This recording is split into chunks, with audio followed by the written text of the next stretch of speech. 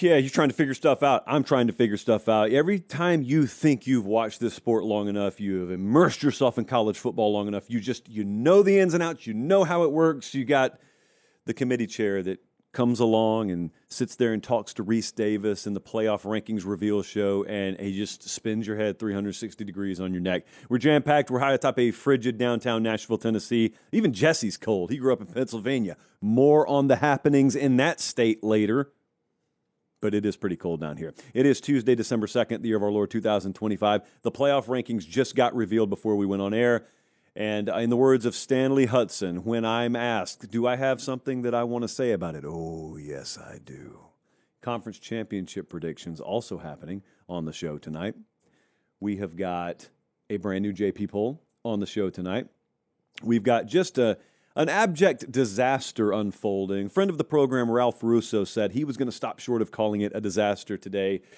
But I am far less responsible than Ralph Russo. It's a disaster, and I will explain. The latest happenings, Kalani Sitake, he's going to choose Brigham Young to stay at Brigham Young over Penn State. So who's going to take the job? You could be offered the Penn State job before the night is done. All that plus a huge developing story that we're monitoring that I'm about to show you in just a second. Springfield, Illinois is tuned in tonight. Cleveland, Ohio is tuned in. Fairburn, Georgia. Fort Worth, Texas. Do you hear those paper pops? I wouldn't do it thrice. Immunity, unless there was something really, really big on the horizon. Bradley, show it to him. The drive to 500,000 subscribers on this channel has been on since around the time James Franklin was fired, which is about when we hit 400K. It looks like the channel may get to 500,000 subs before Penn State has a head coach. We put out the poll today. What happens first? 87% of you and counting think we're going to hit 500K. We are less than 800 away. As we speak, we've never even shown the live sub counter. I didn't know we could do this until 20 minutes ago, but that's where we are right now. So if you're watching, I'm about to dive into the show. If you've held out, and I don't know why you would have, it's free, it doesn't sign you up for anything, but if you've held out for this long, now is the time. Subscribe. Jesse thinks we can hit it by midnight. I don't know. We'll see. That's a pretty lofty goal, but we're a pretty lofty show. It's moving, said Jesse. It's moving. It's fun to watch this in real time. I've never seen this before. Anyway, we'll check in on the live counter throughout the show. We have much more serious, sad, somber, egregious things to discuss. And of course, by that, I mean the playoff rankings. Bradley, don't include all that in the individual cut. Here's the end point. The college football playoff rankings just got dropped in our lap. And it affirmed some things that I thought I knew, and it's just confounded me on some other things. I know a lot of you want to talk about Miami and Notre Dame, and I'm going to in a second. I promised to unload on that the other night. Many of you called me on the fact that I just completely forgot to, because I did completely forget to. I'm not going to forget tonight. But first things first, Bama and Notre Dame flipped spots. Some people were surprised by that. I wasn't. Frankly, I thought Alabama belonged above Notre Dame the entire time, but that's irrelevant because the past is the past. If you follow the odds market on this sort of thing, it became pretty obvious throughout last night and today someone knew something. Don't even begin to ask me how. When I'm college football playoff commissioner, the leaks will stop. But I'm not. And so the information was apparently flowing, and the odds market got a hold of it. Alabama's 9, Notre Dame is 10, which brings me to the point that I made Sunday night. This was never going to be an Alabama-Brigham Young deal. Like if Alabama loses the SEC championship game Saturday, I never thought it was going to be an either-or Alabama or Brigham Young being in. I thought it was always going to be Notre Dame or Brigham Young. Now, I mentioned Alabama losing the SEC championship game. What we really need to focus on is what happens if BYU wins the Big 12 title game. That's what we really got to hone in on right here. Because there was a thought when Alabama was 10th and Notre Dame was 9th that, could Alabama fall out of that thing? Could Brigham Young jump Alabama? No, they're going to jump Notre Dame, which is the way it should be, by the way. Notre Dame's got a lot of benefit for existing the way they do, and I've never pushed back on it. You have never heard me go on this show and say Notre Dame needs to join a conference. I probably never will say it. I don't believe that. I actually fully respect Notre Dame's independence. If I was a college football program, and I am, Pate State Freights, we're undefeated on the year, we're independent, we're not joining a conference. The rest of you needed to survive. We didn't. So I got no problem with Notre Dame's independence. However, it does not come without risk. And the risk is this moment right here. You may finally see Notre Dame get penalized for sitting at home on Conference Championship Saturday. If that's the way it happens, that's the way it happens. There's not this protective orb around South Bend, Indiana, that prevents them from the shrapnel of college football playoff selection season.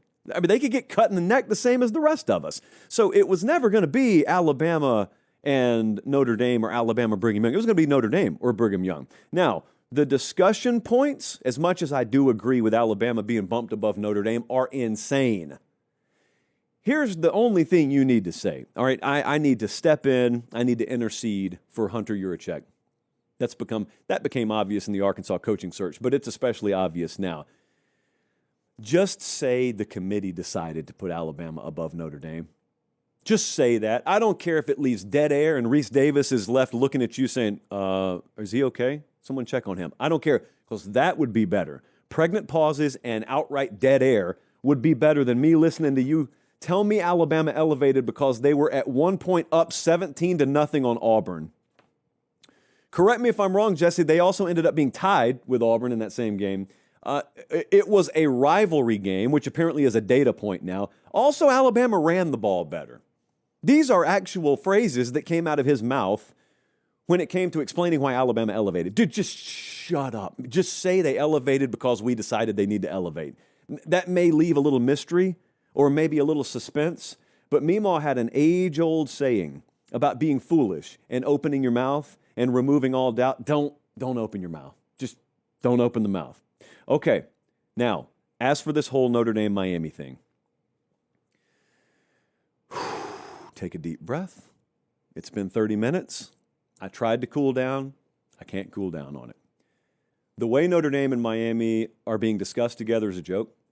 Notre Dame being ranked ahead of Miami is a joke. A lot of the conversation piece around why Notre Dame is ranked above Miami continues to be a joke to me. They were once again ranked ahead of Miami tonight. There is a thought in the room that now that's set. Now, if you were watching the playoff rankings reveal show, they brought Hunter Yurachek on, and he fumbled his way through admitting, no, that doesn't mean they're set. Idle teams can still move after Conference Championship Saturday, but even then, he said they could. He didn't say they would. So how in the world could Miami still be in this? There is a way. I don't think Miami's fully cooked yet. And here's how it would happen. Miami should be the biggest fan of Duke football in the history of mankind right now. Follow me here for a second. There is a world where Brigham Young loses, okay, so they're out of the way, and then it's just Miami and Notre Dame next to each other. Imagine Duke winning the ACC championship game. They are currently about a field goal or a 2.5-point dog, so it's very conceivable. If Duke wins the ACC championship game, the aforementioned ACC doomsday scenario goes into effect, and that is Duke's not going to make the playoff because they won't be one of the 5 highest-ranked conference champs. And so the committee would be left sitting there having already had the Notre Dame-Miami debate in front of them to begin with, which is egregious on the surface that Miami doesn't already get the nod over Notre Dame. Not only will they have that, they'll also have this added sledgehammer to their face at the 11th hour of the idea that we either put Miami in or there will be no representation from an entire Power 4 conference. And as much as you may be sitting there thinking, oh, well, tough luck, that's not why this thing was built. This thing was not built to vault 2 G5 teams into a 12-team playoff. It wasn't built for that. And so, imagine Selection Sunday. Brigham Young loses, they're out of the way. It is Notre Dame, Miami, boom, smack dab next to each other, and Duke has won the ACC championship game. So you're having the Notre Dame-Miami debate again, and you have the added benefit of knowing if we don't put Miami in, there is no ACC team in. That's a nightmare. Or what you could do is you could just look at it and say, like you did with Alabama Notre Dame tonight, we had the wrong team above another team all along because we have continued to beat our heads against the door when it comes to Notre Dame, Miami. I don't need you to question my intelligence on this. I don't need you to throw data points in my face. I've seen all the arguments. I've heard the Notre Dame case articulated. It's wrong. It's wrong. And here's how I know it's wrong. Because I watched the two teams play on a football field. Okay? So this is a blanket policy that could apply to anyone. If I've got a head-to-head result if the resumes are even remotely comparable, the head-to-head result's going to carry the day. I'll tell you why. Because this is competitive sport. It is merit-based competitive sport. I don't need you coming to me saying, oh, well, the head-to-head does matter. It's just not the only thing that matters. It better be times 10 mattering over everything else, or else I don't really know why we're playing the games, okay? So you're either going to come to me and say Notre Dame's resume is unequivocally head and shoulders better than Miami, which it's not, or I'm going to look you in the eye and say, great, cool, you found fractions of inches on that little piece of paper. I found 4.5 hours of game tape, if you want to watch the broadcast copy, that shows you Miami beating Notre Dame. You know, Josh, that was a long time ago. Yeah. Unless you tell me we've got preseason games in college football now, as far as I can tell, it's a regular season game. There is an L right there, right before the next L that Notre Dame toted. So, got all the respect in the world for Notre Dame. It would be great for my business if Notre Dame were in the playoff.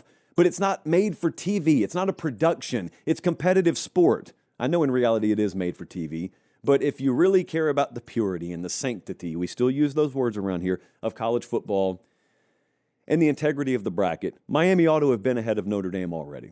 And if it comes time on Selection Sunday for that committee to decide whether they're going to vault Miami over Notre Dame, especially if Duke wins the ACC, or have no ACC representation, I still think they may put Miami in over Notre Dame. Let's talk about Alabama for a second.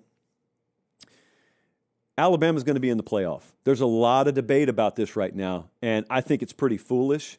The question tonight was sort of answered about whether Alabama would jump Notre Dame or not. Like if there's one team that's got to fall out if Brigham Young wins the Big 12, is it going to be Alabama if they lose in the SEC title game, or is it going to be Notre Dame? It's going to be Notre Dame. I can answer that question for you. I think the committee answered that question for you tonight. But the other question around Alabama is, well, okay, if they're not going to fall out of the playoff if they lose, which they're not going to, well, how high could they jump if they win? I heard another scenario floated out there tonight that, boy, if Alabama wins the SEC championship game, look what that opens the door for. That opens the door for 3 Big Ten teams to get buys. No, it doesn't. No, it doesn't. All that's going to happen is Alabama's going to take one of those top 4 spots, as they should. I don't even have a problem with it. You need to understand what's in play here. All right, the SEC championship game and the Big Ten championship game, those two things matter more than any other properties in the room outside of the playoff itself.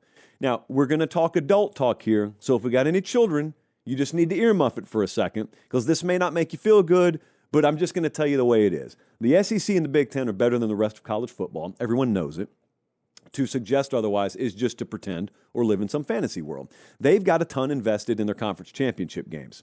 Therefore, inclusion in those games, participation in those games, whether you win it or lose it, has to carry maximum significance, or else you erode very quickly the credibility and integrity and value of those games, and people stop caring, and teams stop wanting to play in them. You've already got a little bit of that going on now, but I want you to imagine what would happen to exclamate that, to amplify that, if an Alabama lost Saturday and got bumped out, or if they won the conference championship Saturday but only got bumped up to 5, so you put an at-large team ahead of them from another conference. It's not going to happen. That's not going to happen that way. But the other thing to consider in the Big Ten is that's also why Ohio State and Indiana both know, regardless of the outcome Saturday, they're going to be in the top 4. Why? Because they're playing in the conference championship game in the Big Ten. That's why. So it really doesn't matter. What matters is the order of seeding. Whoever wins that game will be number 1. Whoever loses it probably doesn't drop below 2. But I can virtually assure you, if Alabama wins Saturday, they're jumping into that top 4. Some guy came at me and Bud Elliott earlier today, of all people.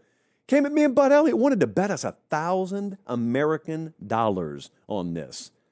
And look, we wanted to go for more than $1K. When there's free money on the table, kids, you got to take it. Very rarely are those sorts of propositions offered to you in life. We have thus far gotten no response from that gentleman. Texas and Vandy don't appear to have a path. A lot of thoughts about this. Feel really bad for Vanderbilt. I don't know what would have happened tonight to give them a path. I just don't know what the scenario would have been. And look, Texas jumped up a few spots. That's really been one of the talking points that's past tense of ground my gears a little bit. Because it kind of goes back to the same thing we're talking about with Notre Dame, the eye test. The eye test. Kublik pressed me on this on his own radio show early this morning. We were talking about Miami, Notre Dame. He said, who do you think's better? Who would you pick if they played right now, Miami or Notre Dame? I pick Notre Dame. I don't care who I'd pick. I don't care who I think the better team is. Just like with Texas. Do I think there are 12 teams in the country better than Texas? Of course I don't. Who do I think would give Ohio State a better run for their money? Texas or Brigham Young? Well, of course I think Texas could, potentially, because they do have the personnel where they could do that. That's not how this works. You don't get power rated into the playoff. You earn your way into the playoff. Texas hasn't earned their way into the playoff. And it would be another thing if you had scheduled up, which they did, and challenged Ohio State in week 1, which they did, and lost a couple of more really competitive games, but dominated elsewhere. They didn't. They lost to a really bad Florida team. Look, you don't need to sell me on how tough it is to play in the swamp. And when Florida's clicking earlier in the season and they've got all those athletes all over the place, they were way better than their final record indicated. I know that. I picked them to beat you that day. I expected them to play at that level. I'm not holding you to a pretty good standard. If you're Texas and you're trying to make the playoff, you got to meet a higher bar than that. And you didn't. And you really messed around on the road against Kentucky, and you messed around on the road against Mississippi State. I'd love to paint the path. I'd love to pave the path for Texas to get in. It's not there. You didn't earn your way in. The body of work's not there. And trust me, anyone who watches this show, anyone familiar with the model knows if there was a show out there that was going to paint a path for Texas to get in this thing, I'd do it. It's just not there. It is just not there. That win at the end against A&M gave them a fighting chance, but you needed other dominoes to fall, and they just didn't. So it's not there. The G5, the American champ, I think is a lock at this point, I would say, to get in. But, man, the difference in the 6 or the 7 seed right now, if you just take a look at the way the bracket sets up, the different, A&M, for instance, A&M's 7th right now. Ole Miss jumped. And hats off to the committee, by the way, apparently saying we could not care less that our own protocol allows us to drop Ole Miss because their coaches left. We're not going to do that. I assume that's what they mean if they vault Ole Miss up one spot. So look at the difference in 6 and 7 as it relates to projected first-round matchups. So you may think to yourself, oh, who cares? 6, 7, doesn't matter. We'll get a first-round home playoff game either way. Yeah, well, it's the difference in the 6 seed playing an ACC team or a G5 team versus the 7 seed playing Notre Dame right now. There are 3 touchdowns worth of a difference in point spread of you playing one versus you playing the other. So you got that 6 seed. You will face tougher competition in your practices during the week than you would on that game day versus being the 7 seed. Speaking of hypotheticals, FanDuel has hit us up, and they have let us know what these hypotheticals would be. And this is just going off the way the bracket is set up right now. So if Alabama played at Oklahoma right now, Bama is a 1.5-point favorite in Norman. Notre Dame at Texas A&M would be a pick'em. And then we got a combination of potential matchups here. So James Madison at Oregon would be Oregon minus 18.5. Oregon would be favored by 19.5 against North Texas. Oregon by 24.5 against Tulane. And then we got a few of them with Ole Miss, too. Virginia at Ole Miss minus 13.5. North Texas at Ole Miss minus 13. Tulane at Ole Miss minus 18. I know everyone's going to have thoughts on especially the Alabama part, the Notre Dame Miami part, and the dumbest part about all this is there are obviously no sure things here. But everyone who appears to be making their case in the Miami or the Notre Dame side of things continues to beat a gavel on the table. This is not even debatable. It's not even remotely close. And I especially don't understand that argument from the Notre Dame side of things. My entire reason for advocating Miami being above Notre Dame is because I think it is close. And there's this certain bubble where if we get inside the bubble, that means the two data points there in the cluster are at least comparable. And if they're comparable, you need to ask only one other question. Do we have a head-to-head result between these two dots here? We do. Or whichever dot won, that's the one that goes above the dot that lost. That's it. That's how this really should work. Of course, things can't be that simple in college football. Happy to have you in with us. Quick live counter, Jesse, just because we have this technology. I was just curious as to where we were. Look at that. We added like 200 since the start of the show. Let me tell you, ladies and gentlemen, when I first started doing this show, we were doing it in Columbus, Georgia. It was a really big deal for us to have 20 live viewers per show, concurrently, 20 live viewers. So we have like 11,000, 12,000 watching live right now. It's a big deal. And you just have to stop and think about sometimes how far the show has come because of you guys. We were able to take it from Columbus to Nashville mainly because of Quick Trip, fueling us the whole way, fueling the show, figuratively and literally. Quick Trip has fueled us. They are amongst us. They are our people. And if you don't believe me, you ought to go follow Quick Trip on Twitter because, I mean, look, they basically act as if I'm running their account. And I'm not. But QT Joe, Quick Trip Joe, good close friend of the program, our ambassador to Quick Trip, if you will, or Quick Trip's ambassador to Pate State, really sharp. You know what else he has? Cold brew on tap. Very competitive prices at the pump. And also world-class trail mix. And also some food right off the grill. And a smiling face at the checkout counter. We appreciate Quick Trip. They'll take us right down to Atlanta, Georgia this weekend for the SEC championship game. And speaking of which, I lost my... Oh, no, I didn't lose my lip balm. Never mind. I thought I was going to have to get a little messy here and put on the squeeze bottle kind. No, we're good. Dew points at an all-time low in Nashville tonight. SEC championship game this Saturday, Alabama versus Georgia, 4 p.m. Eastern time kickoff from the Georgia Dome. Scratch that. The Georgia Dome has apparently died. It is no longer with us. And so Mercedes-Benz Stadium will have to do. 10 of the last 11 SEC champions are either Alabama or Georgia. And Stats and Info tells me one of these teams has to win this game. Therefore, 12 or 11 out of the last 12 SEC champs will have come either Bama or Georgia, and the only exception, 2019 LSU. Some are asking, why does this game matter? Why does this game matter, Josh? Well, number one, it's the SEC championship game. Do we need to get Kirby Smart on the horn? Kirby Smart is on the very short list of candidates if we ever decide to hire a head coach at Pate State. Guy just gets it.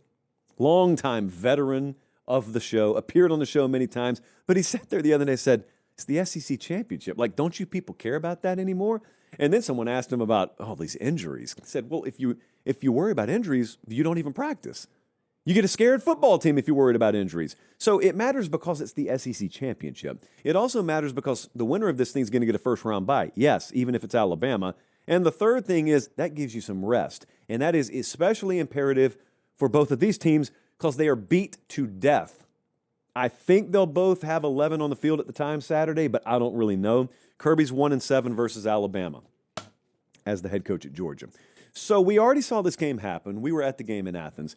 How much does September matter? How much does that first game matter? Because we got a couple of games this Saturday that are rematches of regular season games. That first game, Bama was just lethal on third down. They were 13 of 19. Georgia was 2 of 8. Now, a lot of times when you have an outcome, any given outcome, the winning team probably did some things above and beyond what they average doing in that stat category. So with Alabama, 13 of 19. I mean, they're pretty good on third down, but they're not always that good on third down. Georgia, 2 of 8. They're not always that bad on third down. Both of them are top 30 in that category. When you have the rematch, the age-old question is always, do we have a progression and regression back to the mean? If you do, big advantage Georgia here. There's no guarantee it happens. That's why it's a key to victory and not an outright prediction. Ty Simpson was 16 of 24 in this game. If anyone remembers, it wasn't that long ago, he sliced Georgia up pretty good. He was 16 of 24 in the first half against Georgia. He had 196 and 2 touchdowns in the first half against Georgia. Now, anyone who's watched Alabama offensively as of late would understand with their own eyes, Ty Simpson, not bad, just seems to have regressed a little bit. Probably banged up. Everyone is at this point. But the play has regressed a little bit. He's missing Josh Cuevas, who pound for pound is one of the most important offensive players they've had. Georgia will shed no tears because they're missing important players as well. Jam Miller, I don't know if he's going to play. If he does play, far less than 100%. Again, no tears from Georgia. Anyway, pass pro has been an issue because of that, especially against Auburn last week. So again, that's one of the keys to being really lethal on third down. That's one of the keys to being really lethal through the air in the first half like he was the first time. Do we have a regression to the mean? And then when we talk about pressure, let's talk about Georgia. The Georgia pass rush is the most important facet of this game to me. It's a fundamental difference that could spell the difference between the first game and this game. They didn't sack Ty Simpson the first game. They didn't even pressure him enough in the first game. But their havoc rate over the last half of the season has been over 20% 2 of their last 3 games, and really could have been against the FCS dial-it-up game, but they chose not to. But against Texas and Georgia Tech, if you watched Georgia, they got after the quarterback to a degree that they did not in the first half of the season. And that just goes back to the whole Kirby Smart never stop coaching, never stop working, never stop scheming, never stop developing, even during the season, different angles, different approaches. And it's just, you're not going to reinvent yourself on the fly during the season, but what you can do is you can just keep coaching the you-know-what out of your team to find fractions of inches and squeezing the sponge that much harder to just get a couple of more drops out of it. Because in these kinds of games, like they play with Alabama, they're always one-possession games. This game absolutely profiles as that. Georgia's favored by 2.5. So there are 2 game-breaker spots that I'll have a close eye on in this one. They're actually both at the receiver position, which is kind of weird if you think about the history of these 2 programs. It used to be Kirby and Nick Saban, and it used to be line of scrimmage, man. Who can run the ball, and each of them looked the other in the eye, and it was like they were looking in the mirror. And you fast forward several years, and Alabama's ability to break this game, if they do, is kind of like it was the first game. Alabama, they labored their way to a little over 100 yards rushing, and they did stay committed to it, and that kept the passing game open enough. But Jeremy Bernard, Isaiah Horton's come on a lot for them. I got no clue what's happening with Ryan Williams. Latsier Brooks has really stepped up. Those are game-breaker types. That is a game-breaker type unit if Ty Simpson has time to operate. And they're going to have to come through because there aren't many other paths for Alabama. Now, they have really struggled to consistently hit the deep ball, and they've struggled to run the ball, which means you really got to thread the needle. You really got to be precise in the underneath and intermediate passing game. That's the path for Alabama. Now, it's not a mystery. It has been for a while. With Georgia, Zachariah Branch is a very important player in this game. I stood there last week and watched Alabama seem to be in control of a game defensively, and then there are 2 huge, like yards after catch explosive plays. And you sit there and think to yourself as you're watching the replay, once you know Alabama wins the game, you're thinking, who on Georgia's team can do that? Oh, Zachariah Branch, yeah, absolutely. Probably more so than anybody Auburn has. So it doesn't matter if you've got control of the game if you just casually let a couple of plays spring for 55, 60 yards after the catch. That guy can do that. Alabama secondary throttled Georgia down a little bit, a lot actually, in passing numbers the first go-around here. But Georgia still had 227 on the ground. And I expect Georgia to have a fair amount of success running the ball again in this game. I don't know if you just outright win the game running the ball. Now, full credit to that staff at Georgia. Like, they've done a really good job resurrecting that ground game, and it's been good enough. It's been plenty good enough this year. If that's still there, if the ground game is still there, don't have to run it for over 200, but just run it effectively enough, that's a big deal. This is where that Georgia center spot matters. Drew Bobo's status has been very much up in the air. I would just lean towards he's not playing, and if they get him late in the week, that's a pleasant surprise. But you think about the individual matchups here. You think about what it takes for Georgia to operate efficiently, offensively, and the difference in a redshirt freshman starting against, the likes of Tim Keenan at Alabama are.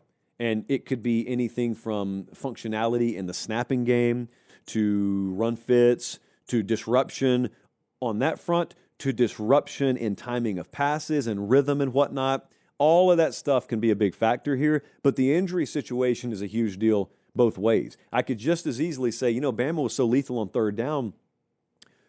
who was their number one safety valve, really, this side of Jeremy Bernard down the stretch? It was Josh Cuevas.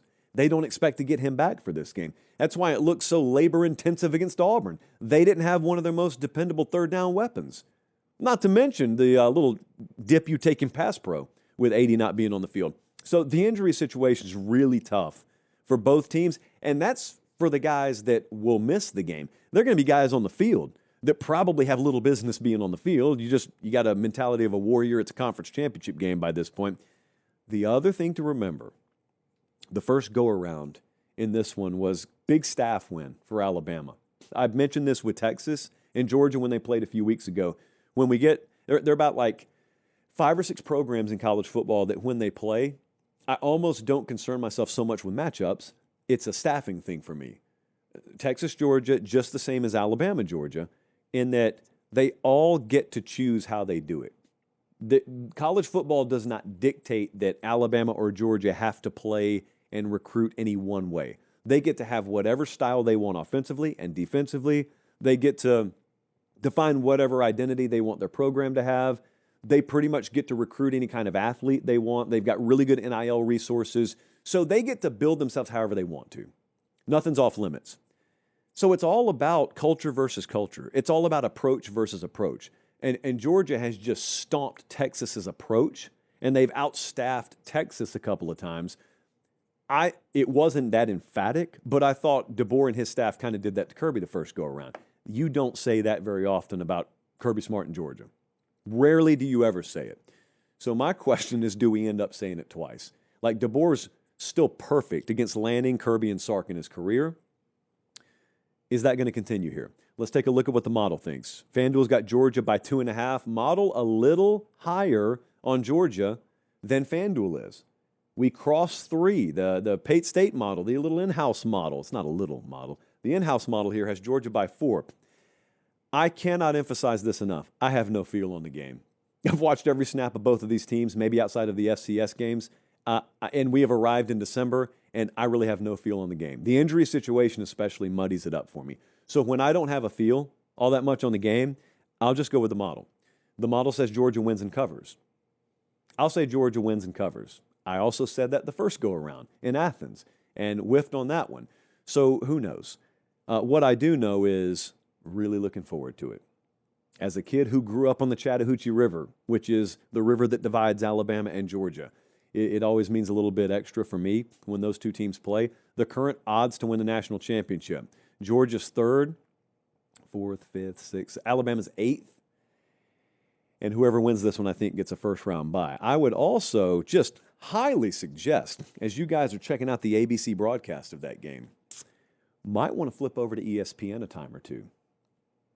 Who knows what could be happening over there? I'm told an announcement may be coming tomorrow on that front. But you know what? The night before is when it really pops off, because the night before is when we have our first ever sort of exclusive live show. And we're doing it in Atlanta, Georgia, the night before the SEC championship game. It'll be at the Buckhead Theater in Atlanta, about 20 minutes up the road from Mercedes-Benz Stadium. Georgia folks, you already live there. Bama folks, you'll be in town for the game. We got a few tickets remaining. We've kind of slowly been like releasing some onto the market so that we don't just hard sell out before we know the matchup of the game. I cannot stress this enough. Those tickets will not last. So if you want them, you need to grab them now. PateStateMaterial.com. You'll see the tab for the live show. Going to be fun. Going to have some special guests. Rumor on the street is Kublik's even going to drop by. Now, that's merely rumor because I can't legally confirm that. So it's merely rumor at this point. But we're going to have a lot of fun. And we'll do more of those in the future. But you only get one shot to attend the first one. And so that's this one. Looking forward to having you guys there. Live count update, Jesse. What's the live count at? We are, boy, oh boy. Could it actually happen? So we're at 499,748. I mean, we're like 250 away. I may have vastly underestimated the audience. Yeah, if you're watching right now, I mean, we got like 12,000 tuned in, so we just need like 250 of you to hit the subscribe button. I don't really know that I can compose myself if we hit 500K live. Anyway, back to the show. Ohio State, Indiana, Big Ten championship game. Whomst amongst us didn't see that coming 2 years ago. Saturday night, 8 Eastern, 7 Central on Fox. This game happened last year. Different personnel, different venue, but just before we dive into this, let's remember this game did happen last year. Ohio State 38, Indiana 15. Some said it wasn't even as close as the final score indicated. I am some. The difference is, well, one of the differences is this Indiana team is a legit number 2 team in the country. We're going to show the JP poll later, which is just a power rating. They're number 2. So, I can't believe Indiana has become this good. I cannot believe it. So regardless of the outcome this Saturday, hats off. But I will say, if they only manage 68 yards passing again, I think the result may look the same. So there's some non-negotiables here for Indiana, obviously. The line on the game is Ohio State -4.5. Fernando Mendoza's right up there as a favorite or a co-favorite in the Heisman odds right now, depending on where you look. So their challenge is they've got to scale their passing game against the number 1 pass defense in the country. It's non-negotiable. All right, I mean, if they're getting throttled down on that front, Ohio State just gets to kind of mess around and know that 24 points will probably be plenty good enough. So they've got to scale those passing numbers. Now, they have faced 2 top 10 passing defenses so far this year. One of them was Oregon. Mendoza was 20 of 31 for 215, 1 touchdown, 1 interception. The other one was Iowa. 13 of 23. Against Oregon, he was 20 of 31. Against Iowa, he was 13 of 23, 233, 2 touchdowns, 1 pick. Candidly, I think he needs better numbers than either one of those games to beat Ohio State, unless there's a really, really big turnover differential in this game. But that's not the fun part. I kind of skimmed over that because that's not the fun matchup. The fun matchup is how much can Indiana run the ball? How successfully can they run the ball? This is not a dominant ground game, but they're pretty good at running the ball. Ohio State's got the number 4 run defense in the country. All right, so if I tell you that one side's not dominant anyway doing it, but good, just not dominant, and the other side's top 5, normally you think to yourself, well, I mean, give me Ohio State all day. And it may work out that way. It may work out that way. Indiana's got the number 9 rushing attack in the country. So I don't want to paint them as like this poverty program when it comes to running the ball. They're very good at it. But the paper here, I've brought the paper along tonight. I'll pop it. Why not? Immunity. It says Ohio State has a discernible advantage here. Here's the one thing to watch. Because of the nature of Ohio State's schedule, they are very good. I don't doubt them on that front. But they have gotten this late in the season without facing sort of like a top 50 rushing attack with a good passing game attached to it. Michigan was that, but Michigan doesn't have a high-level passing game attached to their ground game. Indiana does. So really, that's what we call a toolbox offense around here. An offense like Texas A&M kind of. Like on any given weekend, they could throw it for 400 on you. They could run it for 300 on you. Neither of those things is going to happen to Ohio State, mind you. But they could do multiple things. At the very least, it finally makes you respect the full spectrum of offense. And Ohio State did not have to do that against Wisconsin and Penn State and Purdue and UCLA. So it may be a moot point because Ohio State may just be that good. This is one of the final things we kind of have to find out. Joel Klatt said on the broadcast last week, and I thought it was very well put, he said, it seems like all the other contenders just keep giving us more questions. Ohio State just keeps giving us more answers. This could be another one of the answers. There aren't many questions left with Ohio State.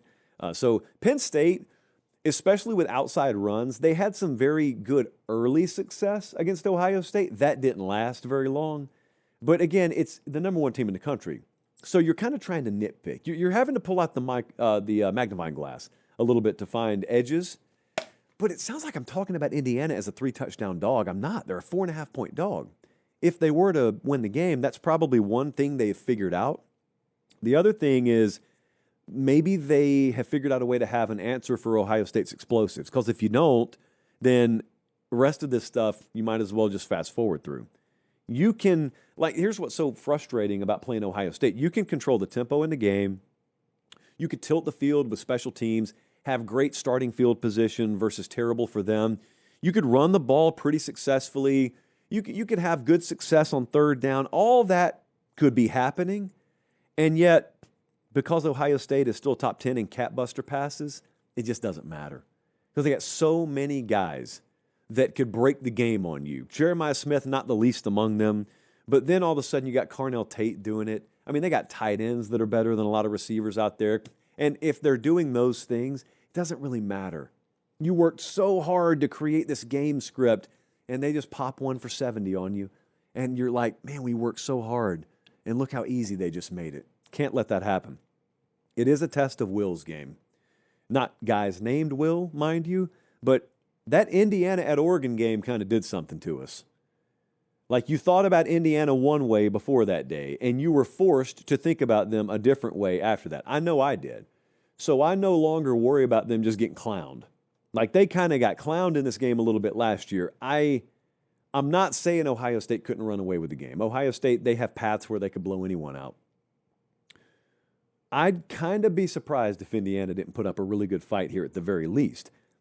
Also, what sticks in my mind is Ohio State's handling of Michigan, which is 7 days ago at the point of this game kicking off, where they've had a 4-year drought, and they win the game, and they were very celebratory, but also they were alarmingly businesslike because it was just another box they were going to check. I'm not denigrating the nature of that rivalry. It's the best rivalry in college football. I've been to it several times. It's a humongous accomplishment to win that game. But it was not a Super Bowl vibe. And so both of their wills on display at Lucas Oil Stadium the same time. That's the beauty of conference championship games. That's the beauty of late season college football, because you got multiple programs, multiple teams out there that look like they can't be defeated. And in this case, it's number 1 versus number 2. Someone's got to tote the L.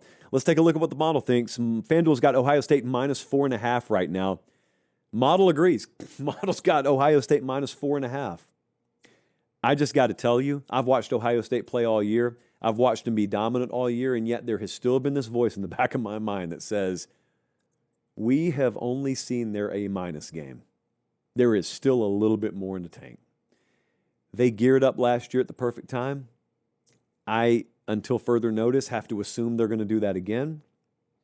So I'll doubt Indiana. That's fine. If they need it in the hype video, that's fine. But until further notice, Ohio State's the best team in the country, and I'm taking them to win, and I will take them to cover. If they lose, hey, I don't know how that would change fundamentally people's perspective. Outside of a scenario where Ohio State really just gets handled, which would be a shock to the senses. That would be a bucket of cold water to the face. If Indiana did to them what they did to Oregon, that would mess with my mind. I don't see that happening. But outside of that happening, the outcome of this game, they're still going to be probably number 1 and number 2 in whichever order the game dictates come Selection Sunday. And the loser gets to taste their blood and gets to try to do what Ohio State did last year. It could be Ohio State doing what Ohio State did last year. It could be Indiana trying to package up the Ohio State model from last year. So, yeah. Sorry, a lot of texts coming in tonight. A lot of people really, really upset with the playoff rankings. And some other stuff's going on, too. It's a big week around here. Jesse, live subscription counter right quick. Hey, we're 35 away. Now, Jesse, who is technically the producer of the show, has tried to make a call in my ear, and he thinks that we should just maintain the counter here. But I don't know how quickly we can get 30 subs, Jesse. Is it really moving that quick? You do think it's moving that quick? Okay, so Jesse thinks that I should just filibuster here live at 7:43 p.m. Central Time on Tuesday, December 2nd. My mother's birthday, by the way. Happy birthday to one Trisha Pate watching in West Central Georgia. So if you don't subscribe for us, you should subscribe for her. I'm sure that's what she would want. I'm talking like she is no longer with us. She's still very much with us, but I'm sure that's what she would want. Anyway, if you're watching live, that is our live subscriber count. And we are at 499,971 right now. I don't know, Jesse. It's moving a little too slow for my taste. All right, there goes 5 just like that. I think what we can do is I could just get my papers in order here. There go 14 more. Okay. So I can tell you, for instance, they're watching in San Juan, Puerto Rico. They're watching in Gary, Indiana. They're watching in Joplin, Missouri. One more. Look at that. Look at that. Whomst amongst us would have thought that 500,000 subscribers would happen while we were live on air. We would.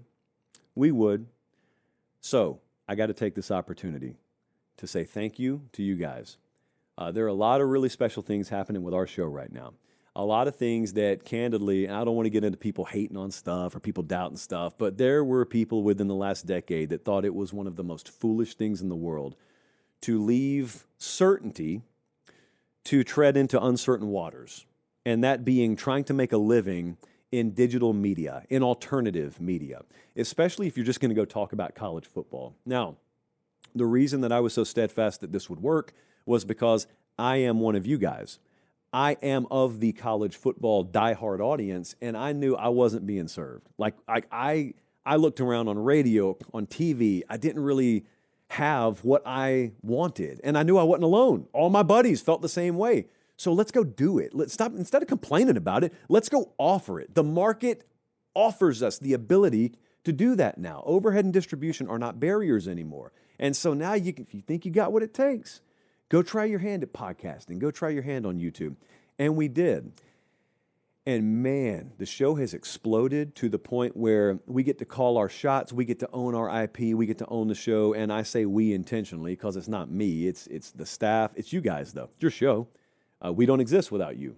So I know some people say that sometimes because the teleprompter tells them to say it. We don't own a teleprompter. So I appreciate you guys, man. We got a lot of special stuff happening right now. We've had some pretty big meetings lately that are directly tied to the success of this show. That's just numerical evidence of it, but the evidence is all around. So you let us do what we love to do for a living. I really appreciate it. And in turn, we get to deliver to you exactly what you want, which is sort of a college football show that's free of like any kind of corporate interference. No one ever walks in and dictates what we have to say. There is no league that we have to have allegiance to or network that we have to have allegiance to. I mean, we got great partnerships, but it's our show. And you guys have made sure that it can remain that way. And to anyone out there that is toying with the idea of doing this and may be intimidated because the market's too saturated. Market's not too saturated. If you love what you do and you can dedicate yourself to it and you have a minimum baseline of God-given ability. Talent is very overrated, actually, in this case. If you just got the minimum, just go do it. You can actually change your life in the process. I know, because you've helped me change mine and change the staff's. And look, I know that's a really, really lofty number. I will tell you we have only just begun on that front. Can really fundamentally alter the way that the way college football is discussed and covered, because that's in the process of happening now. Okay, let's get back to it. Did not plan on that happening live on air. Follow up to that, we got to figure out how to properly celebrate that. So I am now open to suggestions. However we're going to do it. What do? I can't shave my head. I can't go Will Compton. I'm already there. So what do? The floor is open. No rush. No rush. Floor is open as we are well on our way to 1 million subs at this point. Mark Stoops has been fired at Kentucky. Will Stein has been hired at Kentucky. Life comes at you really, really fast, as it turns out. So 2 years ago, you may remember Mark Stoops was the head coach of Kentucky. Jimbo Fisher's fired at Texas A&M. There were a lot of rumors and speculation that Texas A&M was targeting Mark Stoops because they were. And there was sort of an agreement in principle. And then Mark Stoops started to pack his bags. And in the meantime, the forums and the message boards and talk radio just blew up. And Texas A&M fans basically revolted and basically said, no. And the A&M administration was like, what do you mean no? You're not going to hire him. And if you do, you will pay the price. And don't even make us back up our words on that because we will deliver. So it fell through. And then there were various takes out there to varying degrees of egregiousness. Our good, close personal acquaintance, not friend, but acquaintance Brandon Walker, for example, took to the internet 2 years ago. One of many great takes he's had. He said, if Texas A&M fans really strong-armed their school into not hiring Mark Stoops, we have a new dumbest fan base in America. More concerned with winning the press conference than winning games. Mark Stoops, since that tweet, 9-15, out of a job. Texas A&M, since that tweet, they're in the playoff, aren't they, Jesse? So it turns out you can win the press conference and win games. Yeah. So Will Stein, whomst is Will Stein? Some of you may be asking. Well, he is the Oregon offensive coordinator. Really sharp guy. I love the idea of Kentucky going after Will Stein. Now until eternity, when a new coach is hired, I am ripping Tom Fornelli's quote. It's a great hire. I have no idea if it will work out. I do love the concept of it, though. And the concept is stop trying to find a sure thing. Stop trying to find a guy that's already an established winner as a head coach, because they aren't really out there. And if they are out there, respectfully, it's Kentucky. You're probably not landing them. You got to go land the next guy. Well, Josh, what if they hit a home run and Will Stein wins a lot? Well, worry about retaining him later.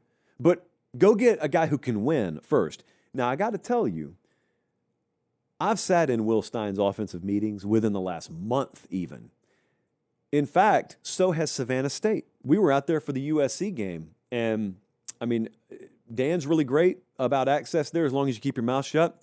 And so I took a blood oath that I wouldn't report anything back directly, but I also went and sat in on Will Stein's offensive meetings. And Savannah State leans over to me. Yes, my wife is in the offensive meetings with me as well. She leans over and asks, who is that? I said, that's Will Stein. She goes, he sounds like a head coach. Well, less than a month later, he is an SEC head coach. Runs a good meeting, obviously runs a good offense. How prepared does the room feel is always what I compare. Because I go a lot of these places, I get to sit in that kind of setting a lot. Like how prepared does the room feel? How much are they echoing back to you, what you're saying to them? It doesn't matter what you know if you can't put it in their heads. And if what's in their heads doesn't come out on the field. You can be the smartest football savant known to man. It doesn't matter. Will Stein's really good at knowing the game, calling the game, coaching the game, but then his players executing the game at a high level. And the other thing that stands out about Will Stein's offense and being in his meeting rooms is how readily those quarterbacks could finish his sentences for him. They just know the system, so he knows it, and what he knows is in them.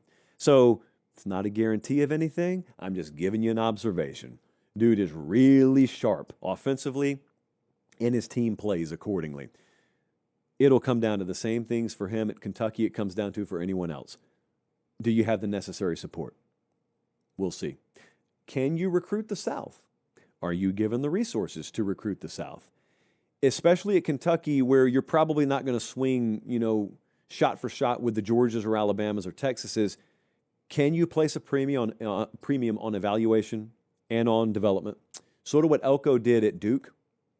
Not to, apples to apples compare the programs, but that'll matter a lot here. But at least they took a swing. I respect Kentucky for taking a swing. I know a lot of people looked at him and said, dude, you're about to pay Mark Stoops $37 million not to coach. And by the way, that $37 million is due within what, Jesse, 60 days? Yeah, they don't get to spread it out over several years. Kentucky. People say it just means more. It just costs more. I know that.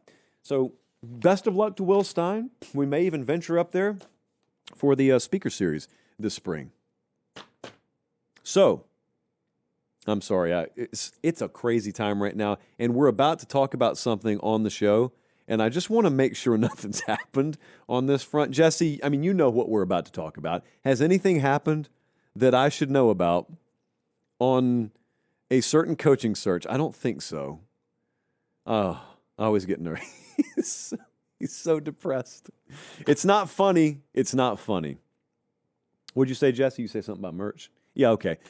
Before we depress everyone with the latest on the Penn State coaching search, hey, it's Christmas season. Look at those beautiful sweaters over at the Pate State store. PateStateMaterial.com. Especially if you need to shop. And judging by your Christmas list, I know you do. You may be a wayward mother that has accidentally stumbled onto the channel because your son subscribed you to it, unbeknownst to you. Don't unsubscribe. And number two, get him a Christmas sweater. Look, 'tis the season to be chuggy. Where could you go wrong with that? Those things have been flying off the virtual shelves at the Pate State store, PateStateMaterial.com. Appreciate you guys. Okay. All right. It's about to get really somber for a second. The Penn State coaching search is a disaster. I'll say it. Now, my Penn State brethren are saying it, even if they have never agreed with me on who they should hire. nor have they agreed with me on whether they should have fired James Franklin. And no and Matt Campbell are the two fill-ins to the blanks there. The latest in this saga is that Keilani Sitake is going to remain at Brigham Young. Since we last spoke, Penn State made a serious run at him. And I thought we'd hear his name sooner, but we didn't. And now it doesn't matter because he's going to remain at Brigham Young, and they're going on to play in their conference championship game Saturday. There were a lot of questions about how good a fit he would be. Fit is a very overrated term in coaching searches, but I digress. Well, moot point. So that makes like 27 names that Penn State has struck out on.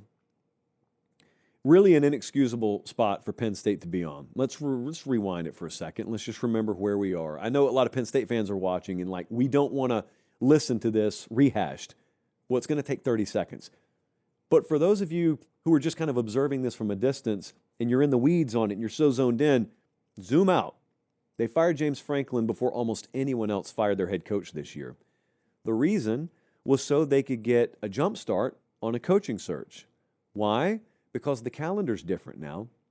Signing day is tomorrow. It's the first Wednesday in December. And the portal season opens in early January.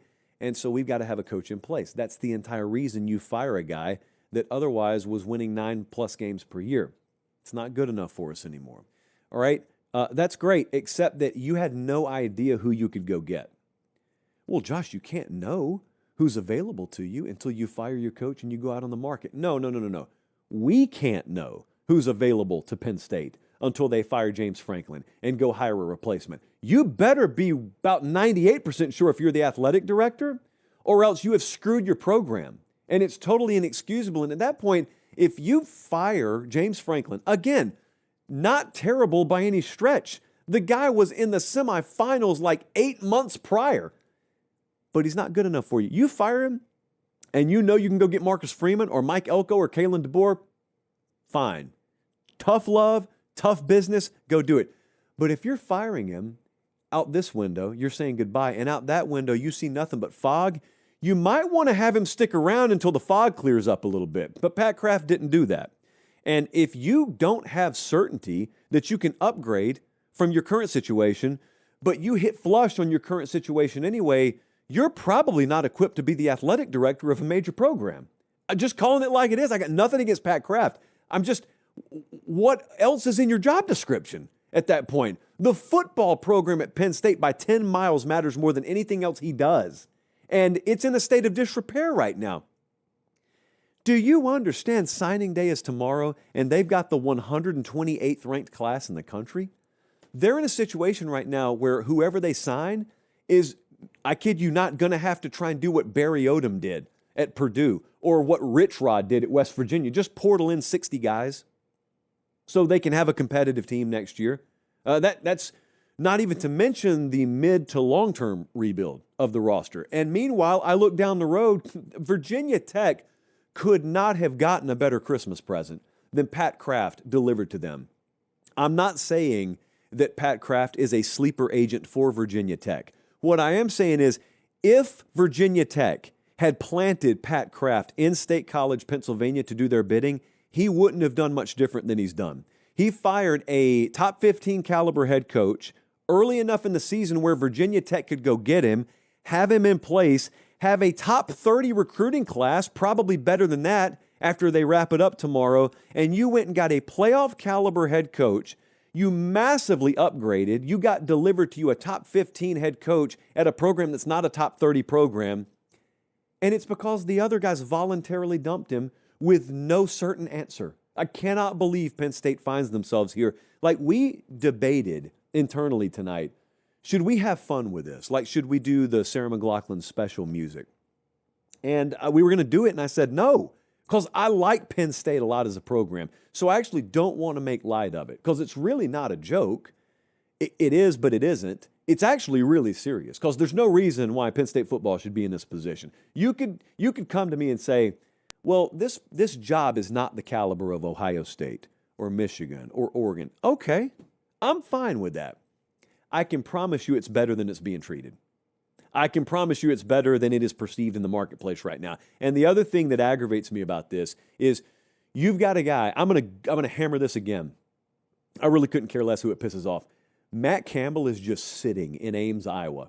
And I mentioned his name a month ago, and a lot of you turned your nose up at him. Okay, well, how do you feel now? Because you chased unicorns for a while that you had little to no shot at getting, even if you had a competent athletic director. And then you chased the backup options to the unicorns, and they also told you no. And meanwhile, the guy who in the 134-year history of Iowa State football is in the midst of the best 3-year run in program history that's just sitting there has not gotten a look. And I had a couple of you say, well, hey, man, if Matt Campbell's so great, then why hadn't he gotten offers before? He has. Tennessee was there. Florida State was there. The Detroit Lions were there. You don't know it because he doesn't push to publicize it. Dude's had a ton of big-time offers in his lap in the past. Not this cycle, in the past. Again, it boggles my mind. Sometimes athletic directors have their affairs in order. And I look at a situation and I don't understand it. But just because I don't understand it doesn't mean it doesn't make sense. This one is one I don't understand because the guy at the center of it doesn't understand. So I don't know if Pat Kraft's going to have his job much longer. Like I legitimately look at it. It's that disastrous. I know if you're not following this coaching search day to day, you are listening to me right now saying that's way too harsh, dude. You're trying to rage bait with this. What were all the other terms? Engagement farm, clickbait. You're just trying to hot take your way through this. No, I'm not. I promise you I'm not.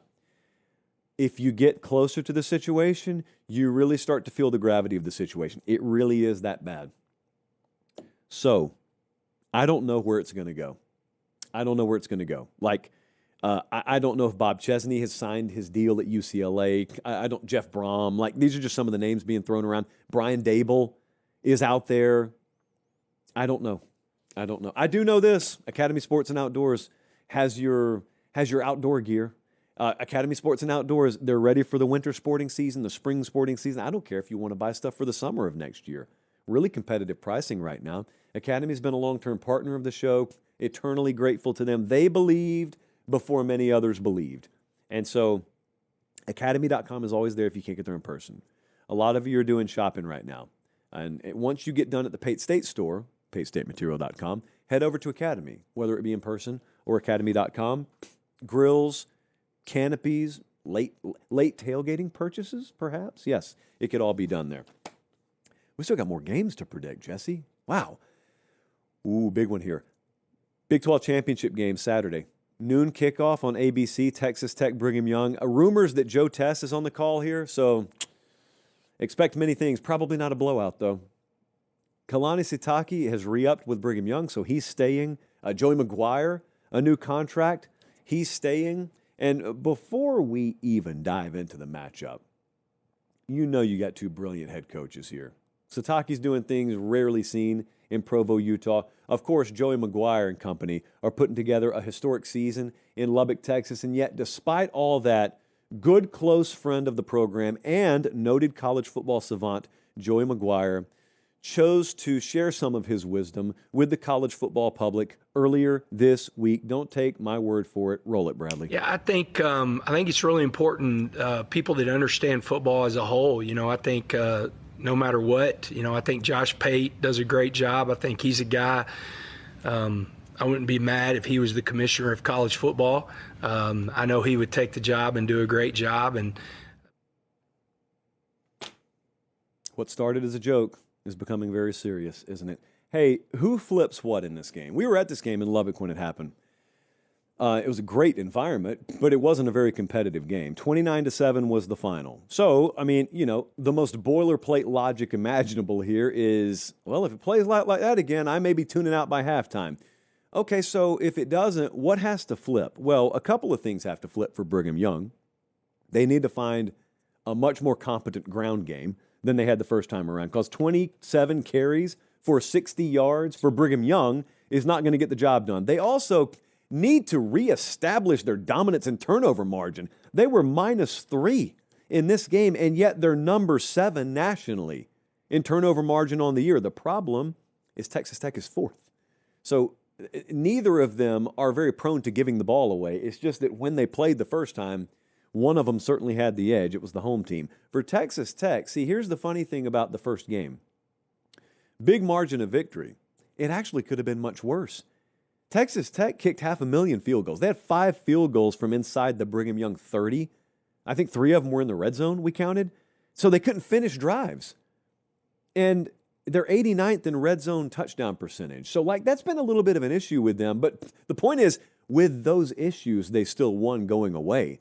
Flip even 1, if not 2, of those field goals into touchdowns, and it is a huge, blowout victory for Texas Tech. So, Brigham Young has played their best ball as of late. I fully believe that. I fully believe they are the best version of themselves right now. I do believe they're a better team than they were when these two played the first time around. Texas Tech probably is too. So the final feel kind of comes down to how have they been lately? They've won their past 3 by double digits. They need to flip turnover. Okay, I'm trying to visualize. That's why I'm looking off and up to the left. I try and visualize how it would happen, how the upset would happen. I think the way the game would have to feel stylistically is turnover margin has to be flipped. And that needs to happen early so that Texas Tech doesn't grab an early lead. Because Texas Tech grabs these games early and they're over. They're one of the best first half offenses in the country. They're number 3 in first half points per game. They're number 2 in first half pass yards per game. Number 1 in the country in first half explosive passes of 25 plus yards. So you can't let that happen. Greatly helps if you do what Michigan did against Ohio State last week. Get yourself an early turnover, but capitalize on it. And then they just kind of need to ride the revenge wave. They basically just need to show a version of themselves that proves the gap is not quite as big as it looked the first time around. There is a fairly sizable talent edge here from Texas Tech, but you can overcome that. There are ways. Brigham Young's done this a long time. So there are ways you can overcome that. What I'm trying to overcome is instinct versus eyeballs. My instinct generically in a matchup like this is, okay, if we had a matchup early in the season, one team did get blown out, but it's because they were -3 turnovers and they're going to get another shot. Oh, by the way, their head coach just re-upped contractually after he flirted with leaving for a hot minute. And they get another shot.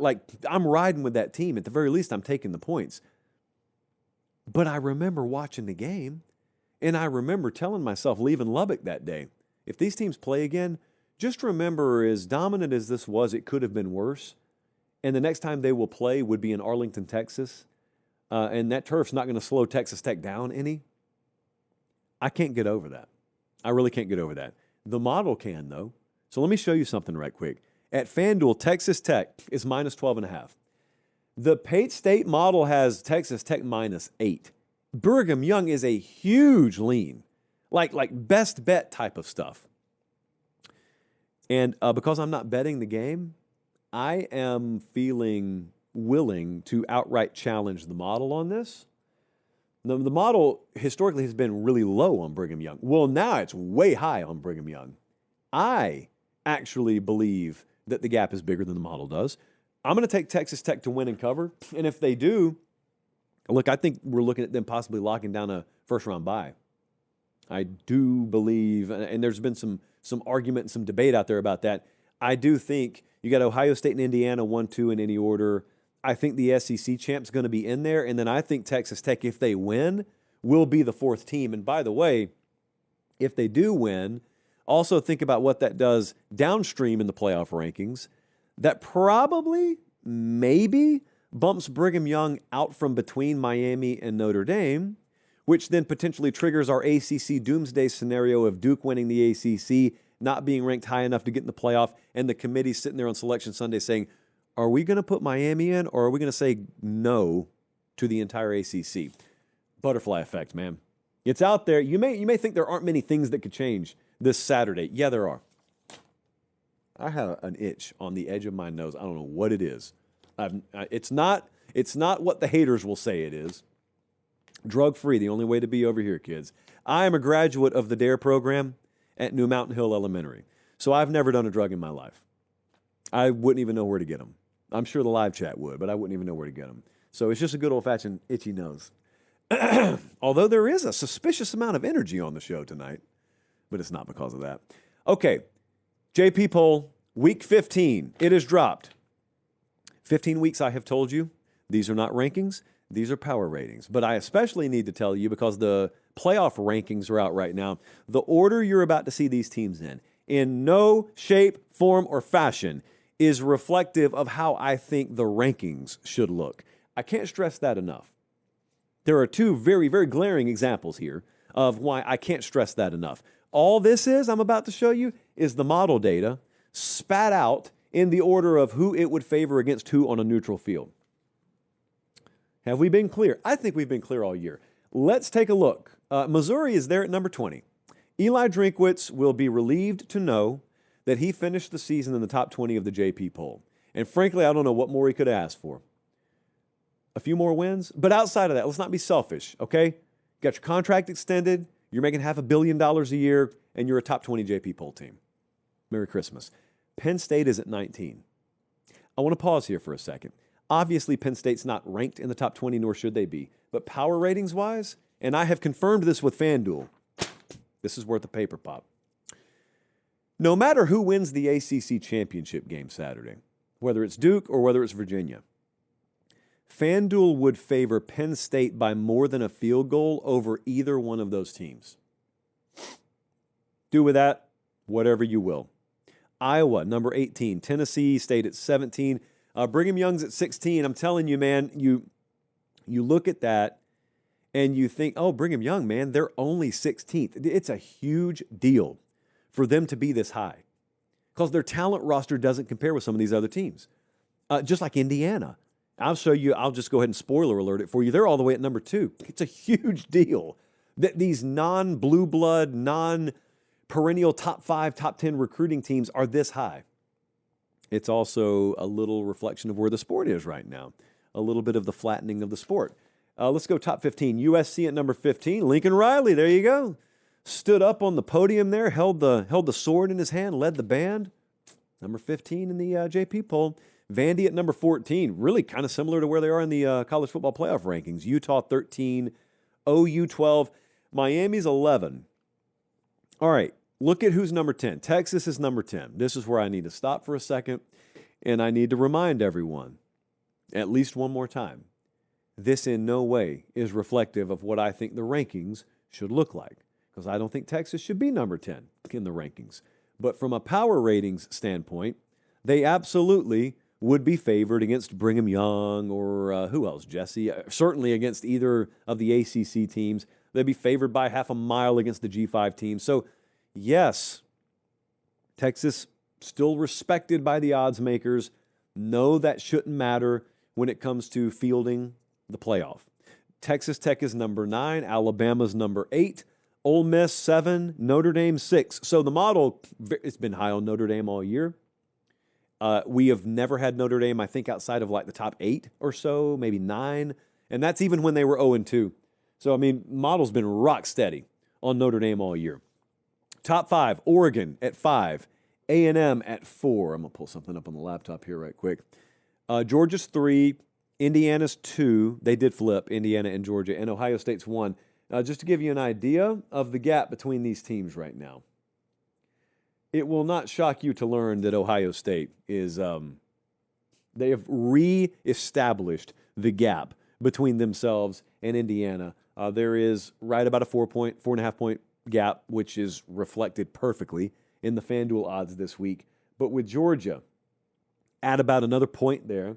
And then you go down to Texas A&M, add about another 2 points. And then the gap between Oregon right now and Ohio State would be 8.5 points, according to the model. So again, make of that what you will. The gap between Ohio State at number 1 and let's just say Missouri, fairly sizable, like 16 points, 15 points, something like that. And as soon as I put that number out, I think I'd get a lot of action on Ohio State minus. You could do that in Missouri right now, you know. Missouri, breaking news, FanDuel is live in Missouri. Now, I offered you guys, special offer, all the back half of last month. I told you, go sign up advanced in Missouri, And come December 1st, you can bet $5 and get $400 in bonus bets. Well, that came and went. That's the bad news. The good news is, if you live there in Missouri and you're just now ready to sign up, that's okay. I can still get you a bunch of free money. I just can't get you $400. What I can do if you bet $5 is get you $300 in bonus bets. Now, the other good bit of news is it doesn't even matter if your $5 bet wins or loses, you still get the $300 in bonus bets. Best I can do. Best I can do. The exclusive odds provider of Pate State. They will be on hand there for our live show down in Atlanta Thursday night. All right, I wanted to hit one last thing. A couple of you, and by a couple, I mean like 50 of you, asked about this. Hold on a second. Lip balm. So Blaine from Hattiesburg, Mississippi hit us up. He said, do you agree with Cole's take, I assume Kublik, that Kiffin quit on Ole Miss? You may be wondering, what take is he talking about? So I'm going to play it for you. I think this is from McElroy and Kublik, which is a radio show I listen to every morning, by the way. It's local in Birmingham, but really it's a national college football show. So this was a couple of days ago. Kublik just woke up in an ornery mood and decided to go off on poor, innocent, defenseless Lane Kiffin. Let's take a listen. You don't leave your team before you're going to the playoffs. You can't do it, man. Like, you tell LSU, I'm sorry, and I hate it. I wanted to be your head coach. You tell Florida, I would love to coach the Gators, man. Like, it would be so cool to run out there in the swamp and lead that team out there and, like, do what Spurrier did and do what Urban did and, like, be the next guy there. But you know what? I can't do it right now. I can't. Call me when the next guy fails. They'd wait. That too. It's like you're trying to force your leverage on Ole Miss. Why don't you force your leverage on LSU? Yep.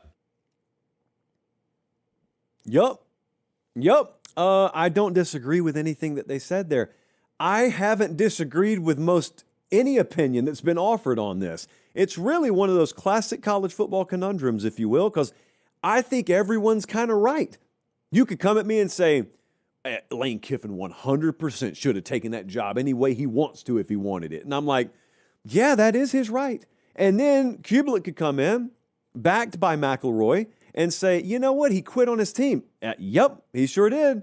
And then someone else could say, well, they wouldn't let him coach his team in the playoff.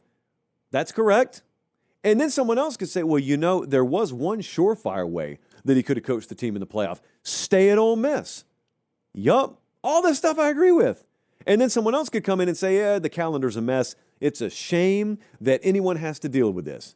Yup, that's also accurate. And then someone else could come in and say, stop making the calendar the scapegoat. These are adults making tens of millions of dollars. They ought to be man enough to stand by their word. And I'm like, yup, that's valid. I don't disagree with any of this.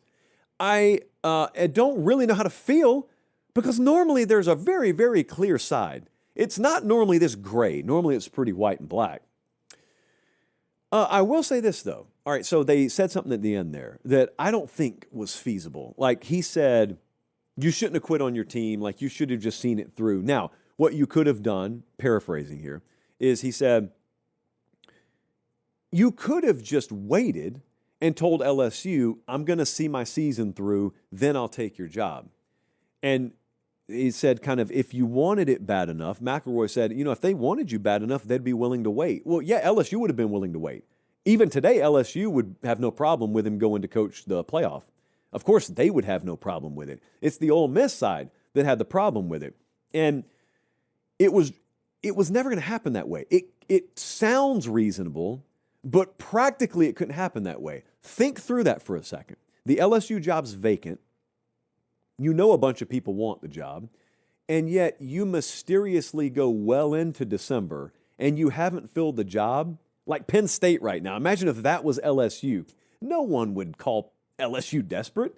They would know they're waiting on someone, and they would know who someone it is. They would know it's Lane Kiffin. And Ole Miss is not stupid, so they'd know it too. And Ole Miss would say, no.